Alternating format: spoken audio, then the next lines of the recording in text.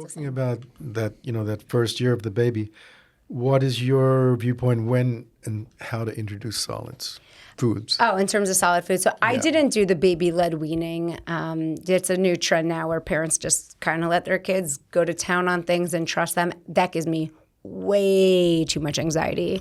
I respect and admire when parents can do it. I don't think I've ever been well versed enough on it, so I don't do that. I definitely did the purees. I was a big pureer. I recommend to all new moms to get silicone ice cube molds, like those really nice silicone molds, and then I would just take broccoli and steamed sweet potato and all these things, blend it up, freeze them in the cubes, and I always had homemade baby food ready to go. So I never really had to rely on pouches. I'm not a fan of pouches because I find like the kids just suck the food back so quickly. There's no mindful chewing involved. So like when you're in a pinch at a zoo or something and that's all you have, fine. But I just find like the easiest foods are avocado, already soft, already ready to go, banana, ready to go. I started my kids all with like boiled turnips and like really bitter because I really try to go veggie first before fruit. So they really get a taste for the bitter and then maybe combine them. So I never did the like just let them go off and eat the hard foods. I'm kind of too scared about the choking hazards involved. Oh, totally. Yeah. What about this overemphasis, though, that doesn't really ever seem to go away on cereals? What are your positions on? I'd never, ever, ever start my kid on any of that rice cereal nonsense.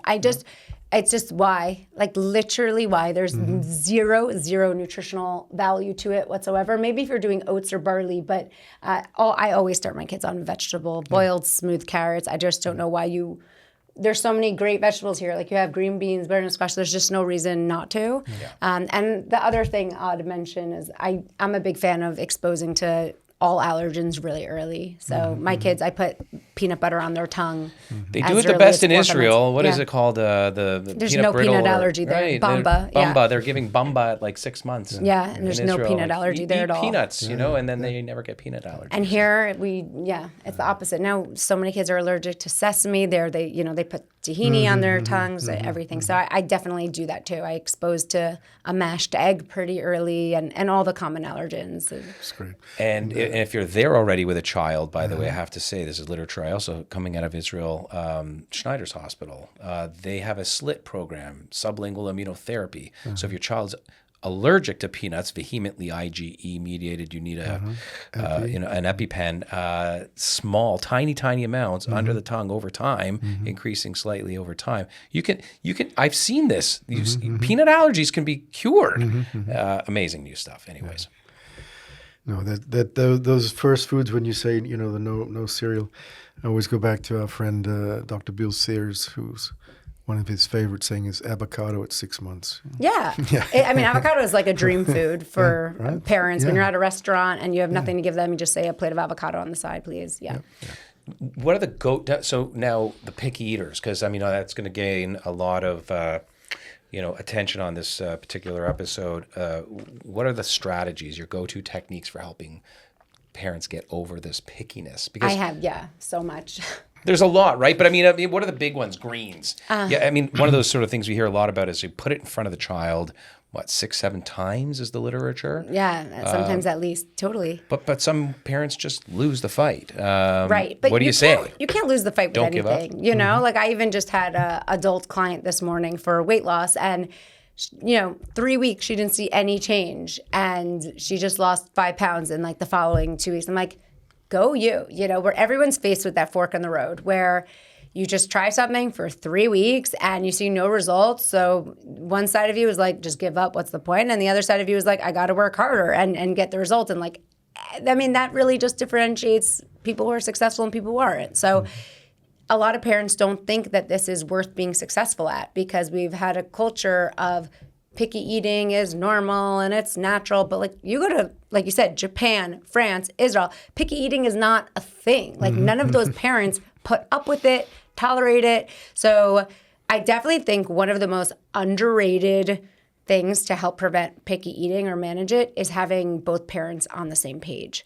Because just about to ask you, was Noah, your husband, good cop, bad cop, same page. Like, how was the strategy? Because I know I played a bit of a role. We leveraged against each other if there was some serious pickiness. But yeah, tell us more. I actually have to give my husband a lot of credit. Sometimes he actually emphasizes nutrition sometimes more than me. Because for me, you know, I get all moms, every single mom I almost have ever spoken to, every mom has this like subtle, discreet little fear in the back of their head, especially in America. I've like spoken to women across the world and I don't see they have the same thing, but a lot of moms in America are scared like of creating disordered eating or saying the wrong thing or you know, and my husband doesn't give. Like he's like, no, you're eating protein or else you're not moving on with the night, you know? So my husband sometimes is like way tougher, and sometimes I'll be like, oh, just let it. And he's like, no, what? No, like pizza is not a complete meal. Like they're not just going to eat pizza and call it that. Like he's actually cares, which is nice and interesting. His parents, he was raised very healthy, and his parents were always very big on protein, and so he's also just he really cares that our kids have protein all the time. And nothing makes him happier than his kids eating steak. And like, he just feels like he just loves it. He'll like give them his portion if they want more. Probably a good base rule. I can relate to that. I'm going to go old school here for a second. I don't know why, but I feel like you probably had a very similar experience to me.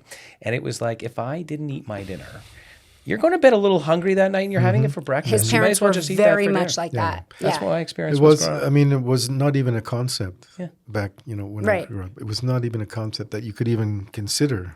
Right, just having snacks instead. Yeah, that you would not eat your Right. dinner. Totally.